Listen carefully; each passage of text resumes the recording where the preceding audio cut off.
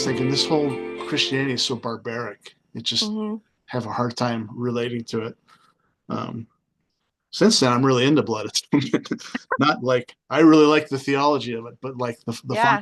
the function of what the healing function of the blood of Jesus. You Yeah. made a comment about how it's hard to be involved in churches if they're not really preaching the gospel. And I asked you, well, what is the gospel to you?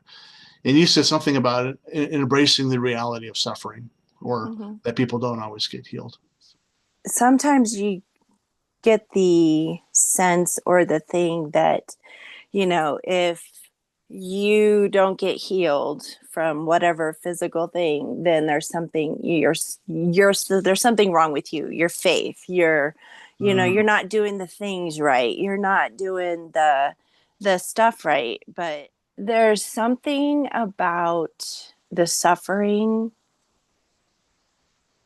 that I think we as a whole, as Western Christians in general, need to learn how to embrace. hmm Because there's actually beauty in the suffering, even hmm though it sucks and nobody wants to go through it, because why would we? That's awful, and hmm watching a loved one suffer or whatever.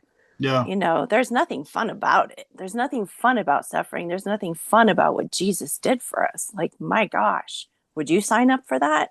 I wouldn't. No, but on the other hand, we kind of have, haven't we? Yeah, we have. Totally. Unless you take up your cross, which I think is Hmm. more than just a metaphor. It I was is. I was at this. I was telling you earlier. I spent the last 3 days at a Jesuit monastery, a Hmm. silent monastery. So, um, of course, the Catholics have a pretty robust theology of suffering. Yes. Um, I'm always encouraging people to interact with the face of Jesus, like when we do our deliverances and stuff. And the Jesus I envision is a smiling, resurrected Jesus. Hmm. And obviously, you can't. The very notion of resurrection, you can't get the resurrection unless you go through death. And Yeah. so suffering has to be a part of the equation. If Hmm. Jesus is eternal and he's here always, then the suffering Jesus is also here always. That wasn't just sort of Hmm. an awkward, teenage phase he went through, uh, Yeah. big teeth and pimples. But Yeah. and even Hebrews says, our high priest, we can relate to a high priest who has gone through, Hmm. you know.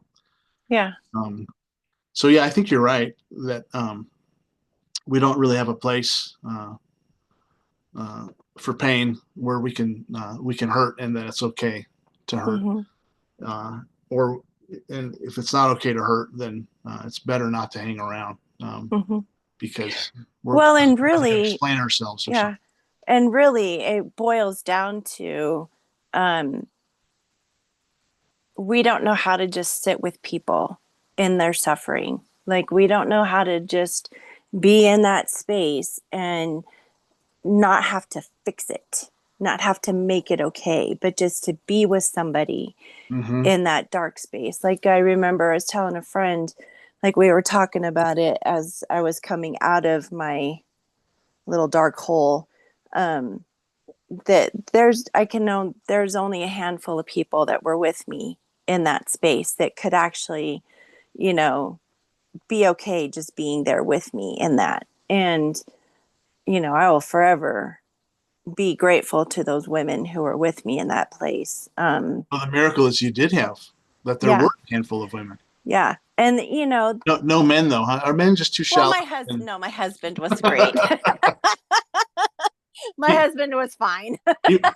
he wasn't like, look, I just want to watch football. I don't really want to hear about your problems right now. Well, I didn't talk about anything. That's the thing. Like, in that space, it I didn't, me, I'm an avid journaler. I didn't journal, and I would look over and Jesus would be sitting there and he'd be like, "Whenever you're ready, I'm right Mhm. here." And I'm like, yeah. Not yet. Yeah. And that's the thing, how do we be more like Jesus in that place of, we want to pull people out of it, but Yeah. I still haven't processed through, because I'm not so stupid to think that Jesus wasn't doing something in that spot, because he was. I Right. just haven't dug into that yet. But your point is that he still was with you Yes. and he wasn't putting pressure on you to hurry up and fix it. Nope. You know, Nope. would you say that in your walk with the Lord that you actually seen and been a part of successful healings? Yes. That's good because I'd like to point out Exhibit A. Exhibit A. Oh my God. Oh no. So What? you and Kim, and I don't know if anybody else was there, played a key role in healing for me. Although I will say it wasn't a physical healing, uh, but it was a healing nonetheless. Mm-hmm. And you guys took me through a sozo, Mm-hmm. which is kind of a variation of inner healing, deliverance, variation stuff that we do that I still like to do. That I was Mm-hmm. doing a lot in back in the canyon, and wondered if we would that would finally finish when we moved up here, and nobody knew how crazy I was. But it's continued. But Mm-hmm. I remember you guys taking me through a very painful memory of being lambasted by a boss I'd had in front of the staff.